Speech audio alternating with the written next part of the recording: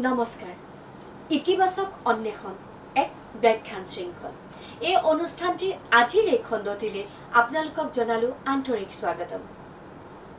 জুবিন গাৰ্গ যিজন ব্যক্তিৰ গীত শিশু অৱস্থাৰ পৰা বয়োজ্যেষ্ঠজনলৈকে প্ৰিয়, যিজন ব্যক্তিৰ গীতেৰে সকলোকে অনবৰতে মোহাচন্ন কৰি ৰাখিব পাৰে আৰু যিজন ব্যক্তিৰ বিষয়ে কেতিয়াবা ক'বলৈ গ'লে হয়তো শব্দৰো অভাৱ হৈ পৰে, সেইজন ব্যক্তিয়ে হৈছে আমাৰ সকলোৰে মৰমৰ জনপ্ৰিয় কণ্ঠশিল্পী জুবিন গাৰ্গ।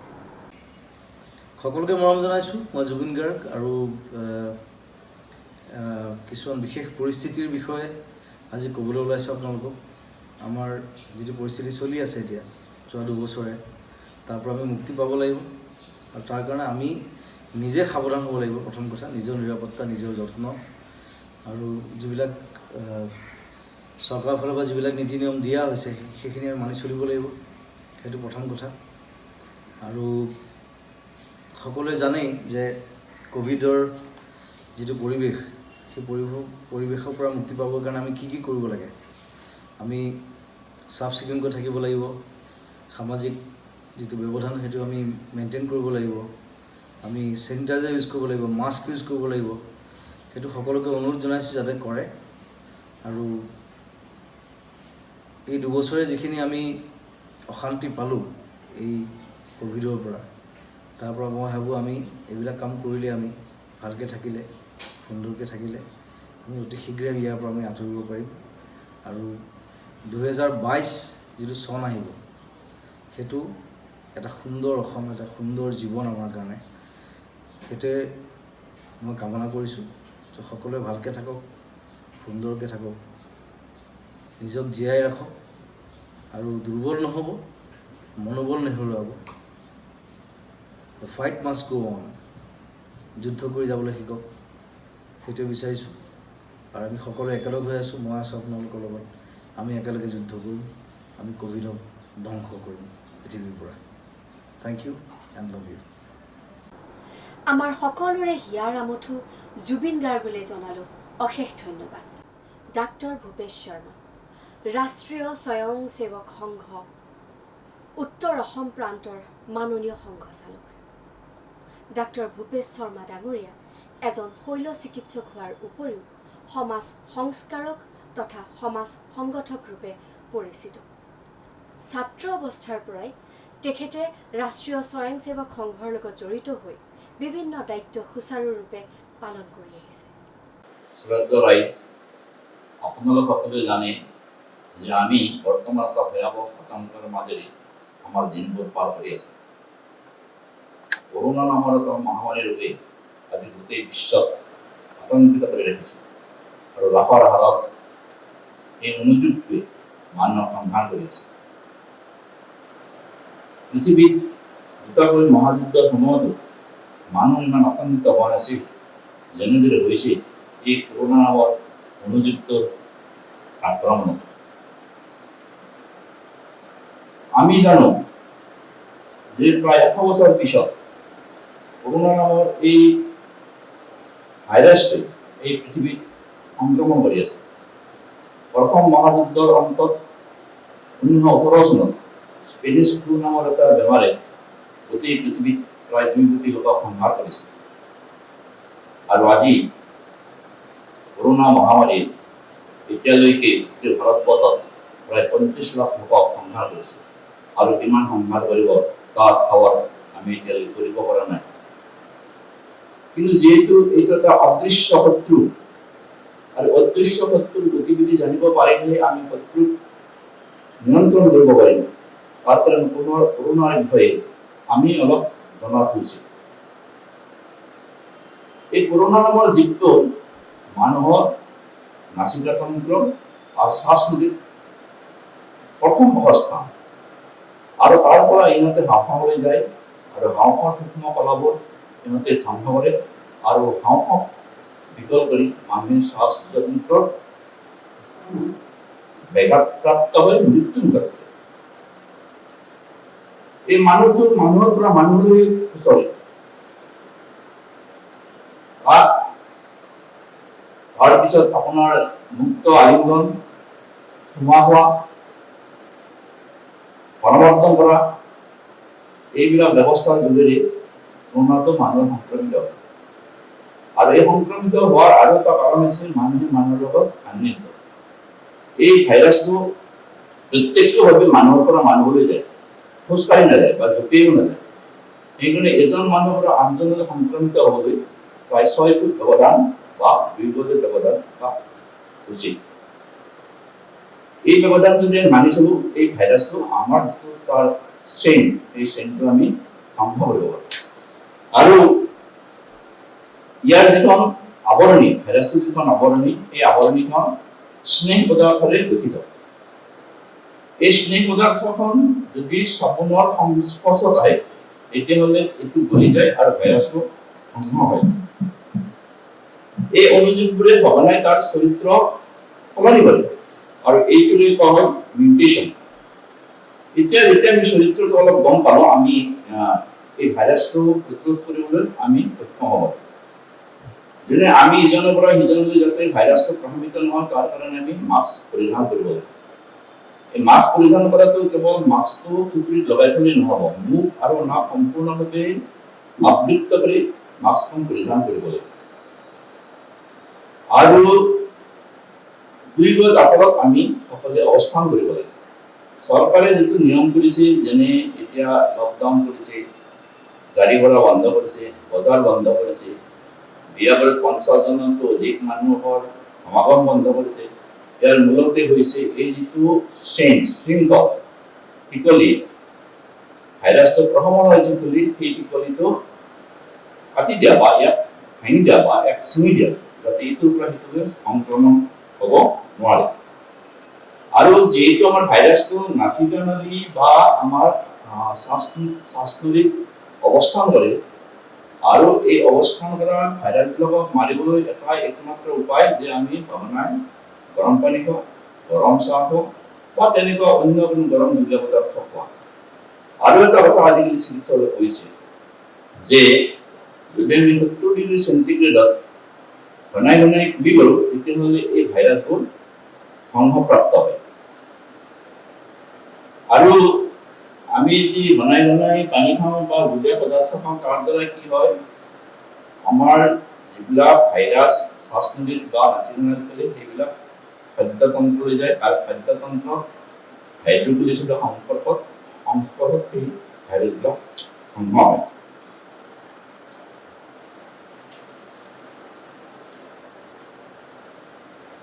এতিয়া কথা হ'ল, এই কৰোণা সংক্ৰমণৰ পৰা বাচি থকাৰ আমি যিটা উপায় পালোঁ, তাৰ ভিতৰত আৰু এটা কথা হ'ল যে আমি আমাৰ শৰীৰত কেনেকুৱাকৈ প্ৰতিৰোধ ক্ষমতা গঢ়ি তুলিব লাগে, সেই বিষয়ে আমি সচেষ্ট আৰু সচেতন হোৱা উচিত। কথাতে কয় যে শৰীৰাম বেদিনাম মন্দিৰম, শৰীৰটো হৈছে ৰোগৰ এক অৱস্থা বা আৱাস। কিন্তু সকলো ৰোগী আমাক আক্ৰমণ কৰিব নোৱাৰে বা সকলো ৰোগী আমাক পৰাভূত কৰিব নোৱাৰে, কাৰণ আমাৰ শৰীৰত এটা ডিফেন্স চিষ্টেম আছে। এই ডিফেন্স চিষ্টেমটোকে কোৱা হয় ইমিউনিটি। আৰু আমাৰ শৰীৰত এই ইমিউনিটি গঢ় লয় আমাৰ বায়ু, পানী, আহাৰ, ব্যায়াম আৰু পৰিৱেশ।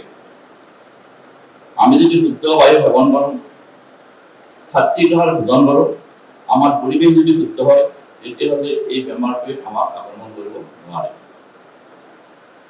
আমাৰ খাদ্যাভ্যাসত আমি কিছু পৰিৱৰ্তন কৰা উচিত।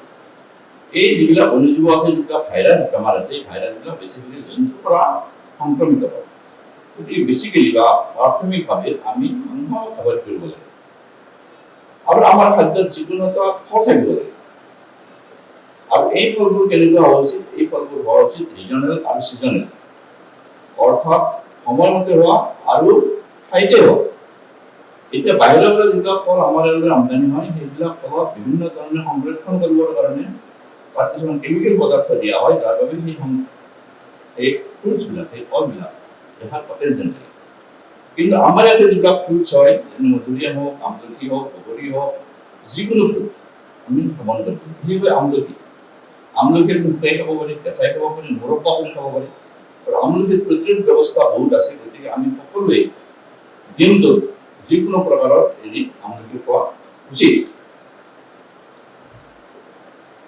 আৰু এইটোৱে আমাৰ ৰোগৰ যিটো আমাৰ ইমিউনিটি, ৰোগ প্ৰতিৰোধ ক্ষমতা, সেইটো আমাক বৰ্ধন কৰে। ব্যায়াম, আসন আৰু প্ৰাণায়াম। মই আগতে কৈছোঁ যে আমাৰ হাঁওফাঁওত এই বেমাৰটোৱে আক্ৰমণ কৰে আৰু হাঁওফাঁও বিকল কৰি মৃত্যু ঘটায়। আৰু হাঁওফাঁওৰ কিছুমান কোষ আমাৰ নিষ্ক্ৰিয় হৈ যায়। আমি যদি প্ৰাণায়াম কৰোঁ আৰু প্ৰাণায়ামৰ জৰিয়তে আমি যদি আমাৰ শ্বাসতন্ত্ৰ শক্তিশালী কৰোঁ, তেতিয়াহ'লে এই ভাইৰাছটোৱে যি ক্ষতি কৰিব, সেই ক্ষতি আমি ৰিপেয়াৰ কৰিব পাৰোঁ বা তাৰ মেৰামতি কৰিব পাৰোঁ আৰু পুনৰ সজ্জিত কৰি উঠিব পাৰোঁ। গতিকে প্ৰাণায়াম আমি ডেইলি কৰা উচিত, প্ৰতিদিনে কৰা উচিত। আৰু প্ৰাণায়ামবোৰৰ ভিতৰত আপোনাৰ কপালভাতি, অনুলোম বিলোম আৰু ভ্ৰমণী, এই তিনিটা প্ৰাণায়াম আমি প্ৰতিদিনে আবেলি আৰু ৰাতিপুৱা কমপক্ষে আধা ঘণ্টাকৈ কৰা উচিত আৰু আমাৰ শ্বাসতন্ত্ৰক এই সবল কৰি তুলিব পাৰে। আৰু বিভিন্ন ব্যায়াম আমি কৰা উচিত। সৰু সৰু ব্যায়ামবিলাক আমাৰ সকলোৱে ঘৰত কৰিব পাৰে আৰু তাৰ পৰা আমাৰ যি এক্টিভিটি, আমাৰ শৰীৰৰ যি প্ৰক্ৰিয়া, এই প্ৰক্ৰিয়া আমি সতেজ কৰি তুলিব পাৰোঁ আৰু ৰোগক প্ৰতিৰোধ কৰিব পাৰোঁ। ঘৰৰ পৰিৱেশটো আমি সুন্দৰ কৰি ৰাখিবলৈ যত্ন কৰিব লাগে। ধূপ ধূনা আদি আমি ঘৰত ধূপ ধূনা প্ৰাৰ্থনাৰে মনক সতেজ কৰে আৰু সবল কৰে। টিভি চোৱা, আজিকালি টিভিত ঘনাই কিছুমান খবৰ প্ৰচাৰিত হয়, যেনে শ্মশানত আপোনাৰ এই শৱ দাহন কৰা হয়, মৰি হলিয়া শৱবোৰ বাৰে বাৰে দেখুওৱা হয় আৰু এই দৃশ্যবোৰে মানুহক ডিপ্ৰেশ্যন কৰাৰ ফলত কি হয়, মানুহৰ ইমিউনিটিটো হ্ৰাস পায় আৰু তাৰ ফলত মানুহে মৃত্যুমুখত পৰে। গতিকে সঘনাই টিভিত এই দৃশ্যবিলাক চোৱা উচিত নহয় আৰু দেখুওৱা বস্তুও ঠিক নহয়। মনত ৰখা হ'ল যে কোভিড আক্ৰান্তৰ মৃত্যুমুখত পৰা বেছিভাগ ৰোগীয়ে অন্য বেমাৰ থাকে। তাৰ ভিতৰত উচ্চ ৰক্তচাপ, মধুমেহ, যকৃত আৰু বৃক্কৰ বিকৃতি প্ৰধান। সেইকাৰণে সামান্য অসুখ হ'লে সময়ৰ পৰিস্থিতিত এতিয়াৰ সময়ৰ পৰিস্থিতিত ডাক্তৰক দেখুওৱা ভাল, নহ'লে ভাল কৰিব পৰা বেমাৰৰ জটিল ৰোগৰ সাধন কৰিব পাৰে। কৰোনা ভাইৰাছে সাধাৰণতে নাকৰ সুৰসুৰণি, ঘনাই হাঁচিৰ সৃষ্টি কৰিব পাৰে, প্ৰাণ শক্তি হ্ৰাস কৰিব পাৰে আৰু ভোকো নাইকিয়া কৰিব পাৰে, বুকত আৰু পেটত প্ৰদাহৰ সৃষ্টি কৰে, জ্বৰ, কাহ, কষ্ট আদি নানা উপসৰ্গৰ সৃষ্টি কৰে। অৰ্থাৎ কোভিড ৰোগৰ কোনো প্ৰকৃত লক্ষণ নাই। এই সামান্য অসুখ হ'লে বা সন্দেহ হ'লে কোভিড পৰীক্ষা কৰি উপযুক্ত চিকিৎসা হ'ব লাগে। কোভিডৰ এতিয়া এটা প্ৰতিৰোধ চিটা ভাৰতত প্ৰস্তুত হৈছে, এটা কোভেক্সিন আৰু এটা কোভিচিল্ড। দুয়োটা চিটাই নিৰাপদ আৰু ৰোগ প্ৰতিৰোধকাৰী। এতিয়ালৈকে কৰা সমীক্ষা মতে চিটা লোৱা মানুহৰ মৃত্যু হোৱা নাই আৰু চিটা লোৱাৰ পিছত ৰোগ হ'লেও এই ৰোগ জটিল আকাৰ ধাৰণ নকৰে। ৰোগ প্ৰতিৰোধৰ প্ৰাথমিক ব্যৱস্থা সুচিতা বা পৰিষ্কাৰ পৰিচ্ছন্নতা। বাহিৰৰ পৰা আহিলে হাত মুখ ধুই ঘৰত সোমাওক, পিন্ধা কাপোৰ লগাওক আৰু নতুন এযোৰ পিন্ধক। এইবোৰ কথা আমাৰ শাস্ত্ৰত কৈ হোৱা হৈছে। সুশ্ৰুত সংহিতাত কি কৈছে চাওক। না প্ৰক্ষালিতং পাণিনি পাদৌ গুঞ্জিত, হাত ভৰি নোধোৱাকৈ আহাৰ গ্ৰহণ কৰিব নালাগে। খালি ন স্পৃশ্য নিমিত্ত হওক, কোনো কাৰণ নোহোৱাকৈ ইন্দ্ৰিয়সমূহ নাক কাণ চকু চুই থাকিব নালাগে। হাজাৰ হাজাৰ বছৰ আগতে ভাৰতীয় ঋষিমুনিসকলে তপস্যা আৰু দীৰ্ঘদিনীয়া সাধনাৰ ফলত ৰোগৰ পৰা মুক্তি পোৱাৰ পথ বিচাৰি পাইছে। সেই তত্ত্ব সমাজত চলি আছিল এক পৰম্পৰাৰূপে। হঠাৎ নব্য আধুনিকতাবাদে আমাক বিস্মিত কৰি পেলালে। শ্মশানৰ পৰা আহি আমি কোনে কোনে বেডৰুম পালোঁ। হাত ভৰি নোধোৱাকৈ আমি ডাইনিং টেবুলৰ ওচৰত বহিলোঁ। চুলি কাটি গা ধোৱাৰ আৱশ্যকতা বোধ নকৰিলোঁ। আমাৰ বিস্মৃতি আমাৰ মৃত্যুক মাতিয়ে নিলে। কিন্তু এই মৃত্যুক আমি ৰুধিব লাগিব। যোৱাবোৰ গ'ল, তেওঁলোকৰ কাৰণে আমি ব্যথিত আৰু দুখিত হৈ থাকিব নালাগিব। এই ব্যথা আৰু বেদনালৈ থাকিলেও আমি যুঁজত জিকিব নোৱাৰিম। নিজকে চম্ভালিব লাগিব আৰু আনকো সহায় আৰু সান্ত্বনা দিব লাগিব। এই বিপত্তি আমাৰ সমাজত কেৱল এইবাৰেই অহা নাই। মই প্ৰথমে কৈছো যে 1918 চনত বিশ্বযুদ্ধৰ অন্তত স্পেনিছ ফ্লুত গোটেই বিশ্বৰ প্ৰায় 2 কোটি মানুহৰ মৃত্যু হৈছিল। সেই বিপত্তিবোৰৰো নিষ্পত্তি হৈছে আৰু মানৱ সভ্যতাই পুনৰ মূৰ দাঙি থিয় হৈছে। এই শতিকাৰ আৰম্ভণিতে প্ৰাদুৰ্ভাৱ হোৱা বাৰ্ড ফ্লু, সোয়াইন ফ্লু আদি বেমাৰে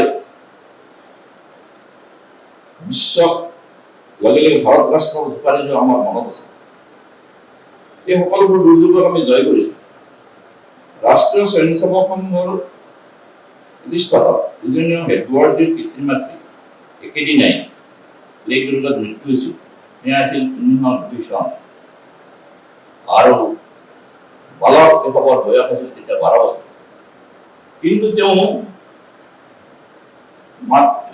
পিতৃ-মাতৃৰ মৃত্যুত বিচলিত হোৱা নাছিল।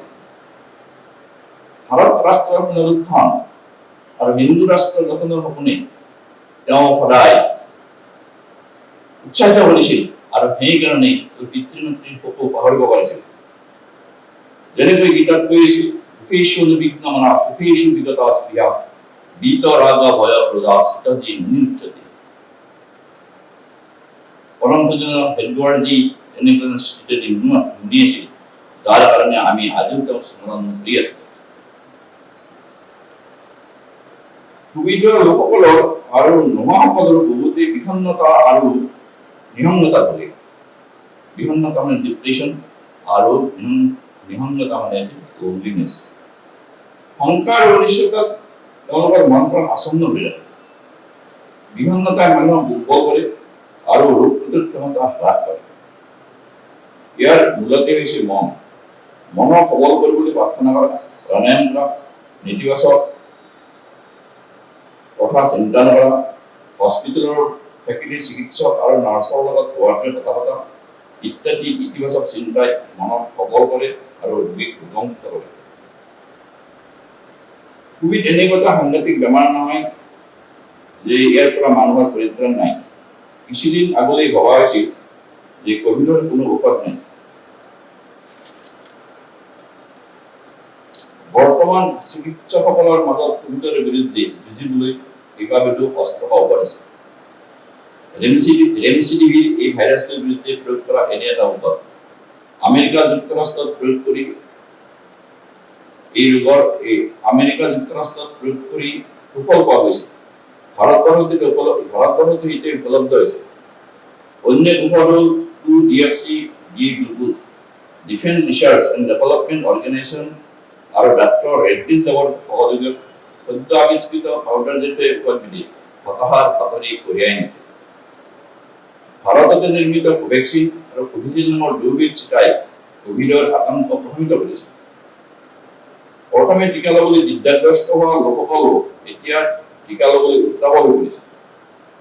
ভাৰতীয় হিচাপে আমি গৌৰৱ কৰা উচিত যে 2020 চনৰ মাৰ্চ মাহত প্ৰাদুৰ্ভাৱ হোৱা কোভিড সংক্ৰমণৰ প্ৰায় 9 মাহ অন্তত ভাৰতীয় বিজ্ঞানীসকলে চিটা প্ৰস্তুত কৰা প্ৰক্ৰিয়াত সফল হৈছে। চিকিৎসা বিজ্ঞানৰ ইতিহাসত ইমান সোনকালে কোনো চিটা প্ৰস্তুতি ওলোৱা নাই। বৰাই বা স্মলপক্সৰ চিটা প্ৰস্তুত কৰিবৰ কাৰণে 1796 চনৰ পৰা 1973 চনলৈ সময় লাগিছিল 194 বছৰ। উলু চিটা আৱিষ্কাৰ কৰিবলৈ 1840 চনৰ পৰা 1947 চনলৈ সময় লাগিছিল 107 বছৰ। এই দুয়োটা ৰোগে ভাইৰাছ জনিত আৰু গোটেই বিশ্বজুৰি এই দুয়োটা ভাইৰাছে কিমান লোকক সংহাৰ কৰিলে আৰু কিমান জনক পংগু কৰিলে হিচাপ পাবলৈ টান।